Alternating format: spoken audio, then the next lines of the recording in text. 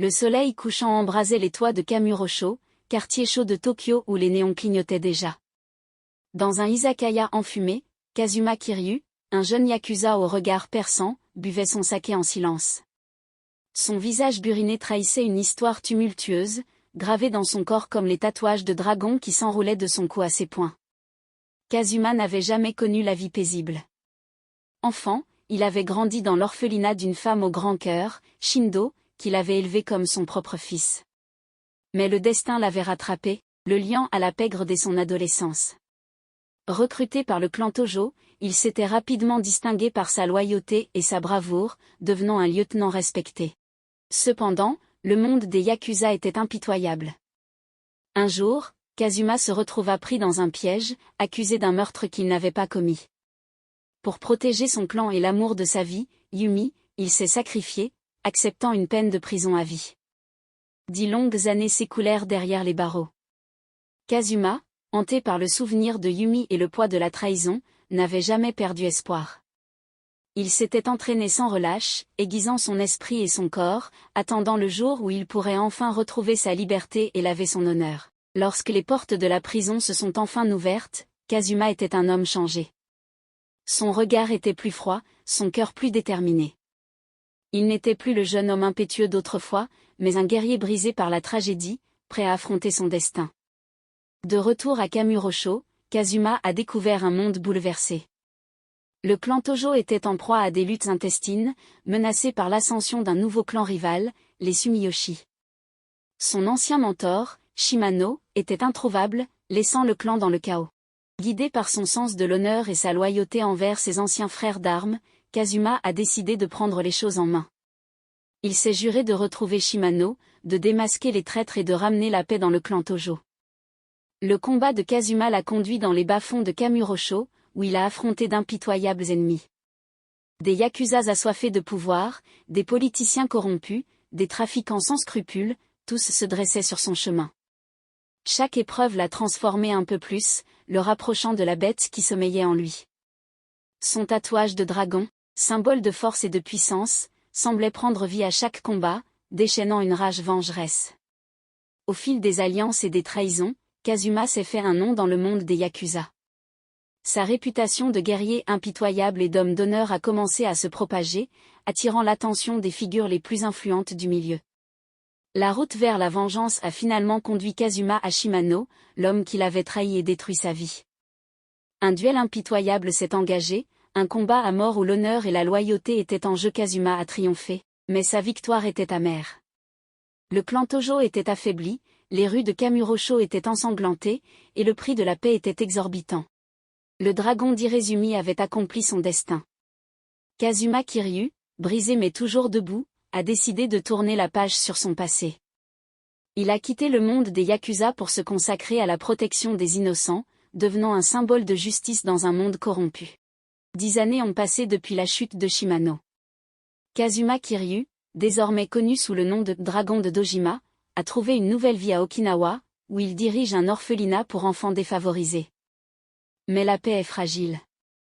Un jour, Haruka, une jeune fille de l'orphelinat, est kidnappée par un mystérieux groupe d'individus. Kazuma n'a d'autre choix que de retourner dans le monde qu'il avait quitté, replongeant dans les bas-fonds de Tokyo pour retrouver Haruka et sauver son âme. L'enquête de Kazuma le confronte à une nouvelle génération de yakuza, plus impitoyables et plus cyniques que leurs aînés. Menés par un chef charismatique et impitoyable, Daigo Dojima, ces yakuza n'hésitent pas à recourir à la violence extrême pour asseoir leur domination. En parallèle, Kazuma découvre que l'enlèvement de Haruka est lié à un complot politique complexe impliquant des yakuza, des politiciens corrompus et des organisations criminelles internationales. Pour sauver Haruka et déjouer le complot, Kazuma est contraint de s'allier à d'anciens ennemis, des yakuza dissidents et même des membres de la pègre chinoise. Au fil des alliances et des trahisons, Kazuma apprend à distinguer ses ennemis de ses alliés, découvrant que la loyauté et l'honneur ne se limitent pas aux frontières du clan Tojo. La confrontation finale se déroule dans les rues de Tokyo, où Kazuma et ses alliés livrent une bataille impitoyable contre les forces de Daigo Dojima. Le combat est dantesque, des dizaines de yakuza s'affrontent dans une mêlée sanglante où Kazuma utilise tout son talent et sa rage pour sauver Haruka et protéger la ville. Kazuma triomphe une fois de plus, mais la victoire est teintée de tristesse. Des amis sont tombés au combat, et le monde des Yakuza est plus corrompu que jamais. Malgré tout, Kazuma garde espoir. Il sait que la lumière peut exister même dans les endroits les plus sombres, et il est déterminé à continuer son combat pour la justice et la protection des innocents. Le soleil se levait sur Kamurocho, illuminant les ruines encore fumantes de la bataille finale. Kazuma Kiryu, le corps meurtri mais l'esprit intact, se tenait au milieu des décombres, un regard sombre dans les yeux. La victoire avait été arrosée de sang.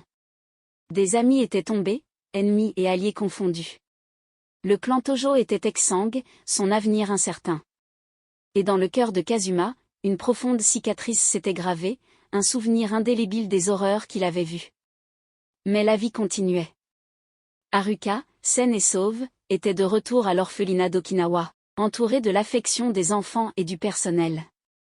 Pour Kazuma, c'était une raison suffisante pour continuer à avancer. De retour à Okinawa, Kazuma a repris sa vie paisible à la tête de l'orphelinat. Il s'est consacré à l'éducation des enfants, leur transmettant les valeurs qui lui étaient chères, l'honneur, la loyauté et la compassion. Mais le passé n'était jamais loin.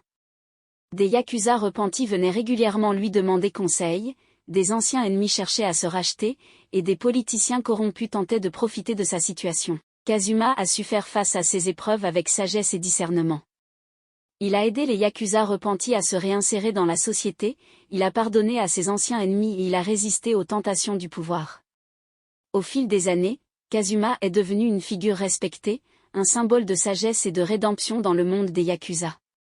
Son histoire a été transmise de génération en génération, inspirant de nombreux jeunes à choisir une voie différente.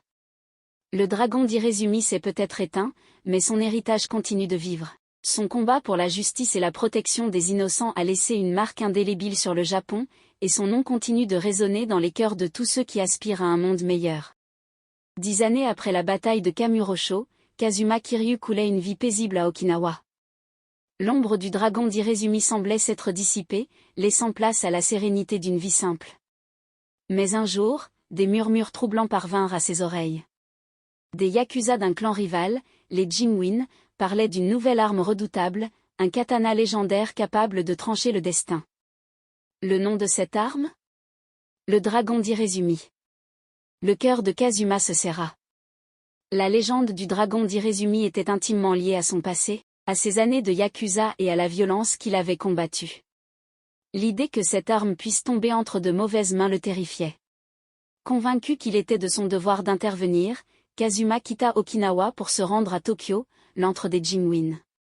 Son voyage le mena dans les bas-fonds de la ville, où il affronta des yakuzas impitoyables, des trafiquants d'armes sans scrupules et des politiciens corrompus. Chaque combat le rapprochait du katana légendaire, mais aussi de la vérité sur les Jimwin et leurs intentions. Il découvrit que le clan était dirigé par un homme mystérieux, un ancien yakuza assoiffé de vengeance et de pouvoir. Le destin de Kazuma et du dragon d'Irezumi se scella dans un duel impitoyable au sommet d'un gratte-ciel surplombant Tokyo. Le combat fut d'une violence inouïe, l'acier se heurtant à l'acier, les âmes se déchirant. En fin de compte, Kazuma triompha, mais à un prix élevé. Le katana légendaire fut brisé, symbole de la fin d'une époque de violence. Le clan Jimwin fut démantelé, ses membres dispersés ou emprisonnés. Kazuma Kiryu, le dragon d'Irezumi, rentra à Okinawa le cœur meurtri mais l'esprit apaisé. Il avait accompli son destin, protégeant les innocents et empêchant la violence de se propager. L'ombre du dragon d'Irezumi s'était dissipée, laissant place à la lumière d'un nouveau jour. Kazuma était désormais un homme libre, prêt à vivre une vie paisible et à transmettre son histoire aux générations futures. Quelques années après son retour à Okinawa, Kazuma Kiryu vivait une vie paisible à la tête de l'orphelinat. Mais un jour, la tranquillité fut brisée par l'arrivée d'un groupe d'inconnus. Ces hommes, vêtus de kimonos traditionnels et portant des tatouages de dragons, étaient membres d'une organisation ancestrale connue sous le nom de Yakuza Tenno. Leur chef, un homme charismatique et impitoyable du nom de Kuroda, exigeait de Kazuma qu'il lui remette le katana légendaire, le dragon d'Irezumi. Kazuma, qui avait juré de ne plus jamais utiliser la violence, refusa catégoriquement. Il savait que le dragon d'Irezumi était une arme trop dangereuse et que Kuroda ne l'utiliserait que pour semer le chaos. Face à la menace grandissante des Yakuza Tenno, Kazuma se vit contraint de renouer avec son passé. Il contacta ses anciens alliés, des Yakuza repentis et des membres du clan Tojo, pour former une alliance improbable contre l'ennemi commun. La guerre entre les Yakuza Tenno et l'alliance de Kazuma fut sanglante et impitoyable. Des batailles rangées eurent lieu dans les rues de Tokyo et d'Okinawa, chaque camp luttant pour sa survie. Kazuma, tiraillé entre son désir de paix et son devoir de protéger les innocents, se battit avec une férocité qu'il ne pensait plus posséder. Le point culminant de la guerre arriva lors d'un duel final entre Kazuma et Kuroda. Le combat fut d'une violence inouïe, les deux hommes se battant à mort pour le contrôle du dragon d'Irezumi. En fin de compte, Kazuma triompha, mais à un prix élevé. Kuroda fut tué et le dragon d'Irezumi, brisé en 1000 morceaux, fut jeté à la mer. Kazuma Kiryu, épuisé par la guerre et meurtri par la perte de ses amis, se retira dans un monastère isolé sur les hauteurs d'Okinawa. Là, il passa le reste de ses jours à méditer et à prier pour la paix, espérant que son sacrifice n'ait pas été vain.